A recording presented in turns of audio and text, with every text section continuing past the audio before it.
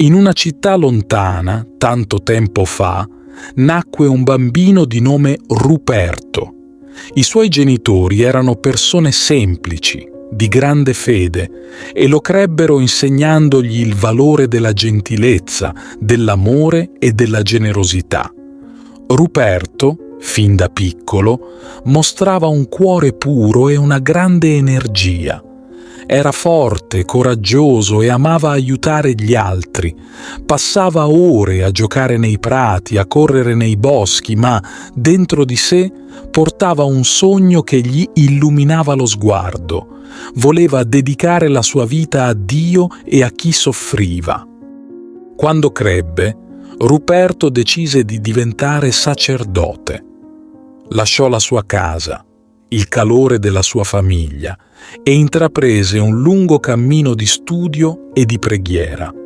Conosceva bene i sacrifici che lo aspettavano, ma non si lasciava scoraggiare. Ogni giorno, in ogni persona che incontrava, vedeva un riflesso della bontà divina e sentiva di avvicinarsi sempre più al suo scopo.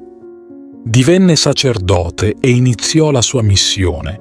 Era sempre tra la gente, non importava se pioveva o nevicava, se faceva caldo o freddo.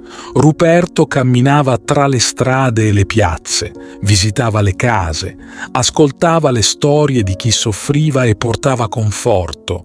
Le sue parole erano come una carezza, i suoi gesti pieni di tenerezza. La gente iniziò ad amarlo, a rispettarlo, a vedere in lui una guida, un amico sincero. Poi, un giorno, scoppiò la guerra. Era una guerra crudele che portava via figli, padri, amici. Ruperto non esitò un solo istante. Decise di partire, di stare accanto a quei giovani che andavano al fronte, lontano dalle loro case e dalle loro famiglie.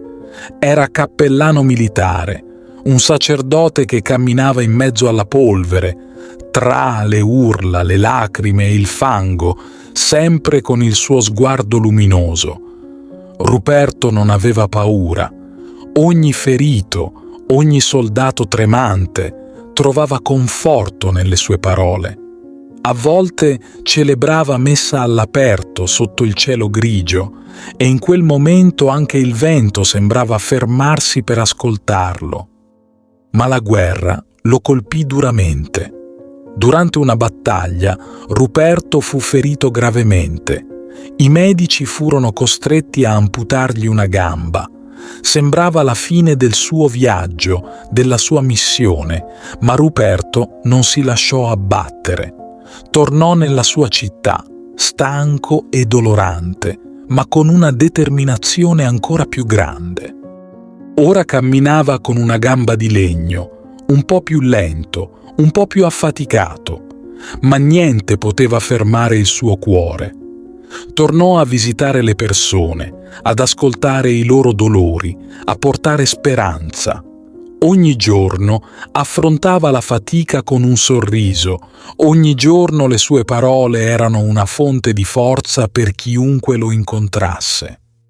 Quando il mondo cadde nell'oscurità del regime nazista, Ruperto non smise di parlare, di predicare la verità e l'amore. Non aveva paura delle minacce, non si fermava davanti a chi voleva farlo tacere.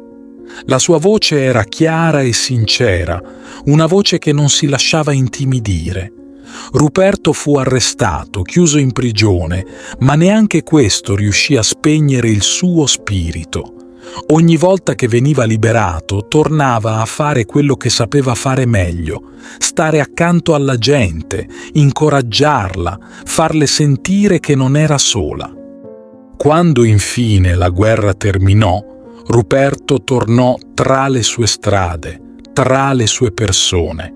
Era stanco, segnato da tutto ciò che aveva vissuto, ma non si risparmiò nemmeno un giorno.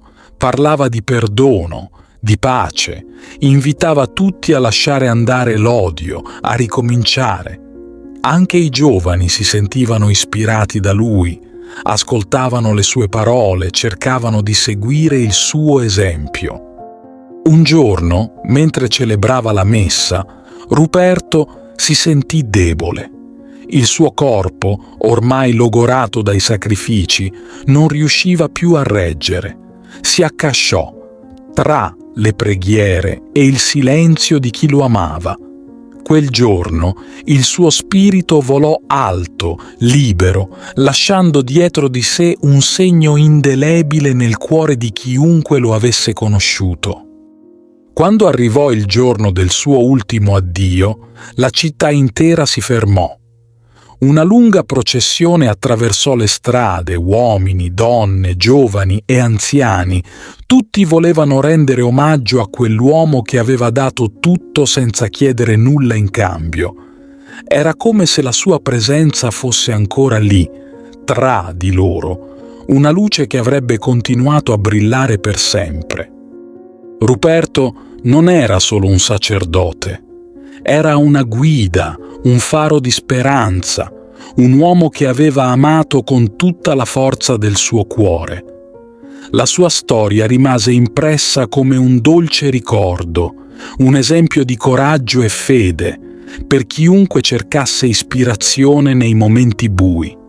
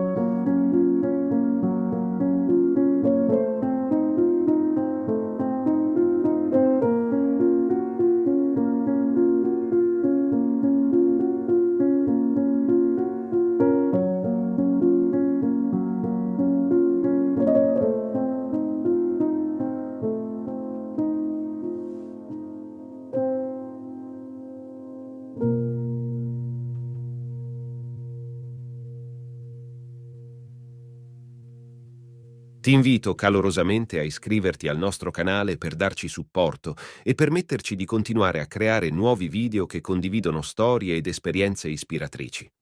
La tua iscrizione è un prezioso sostegno che ci motiva a condividere più contenuti di valore e a diffondere messaggi di speranza, fede e crescita personale. Grazie di cuore.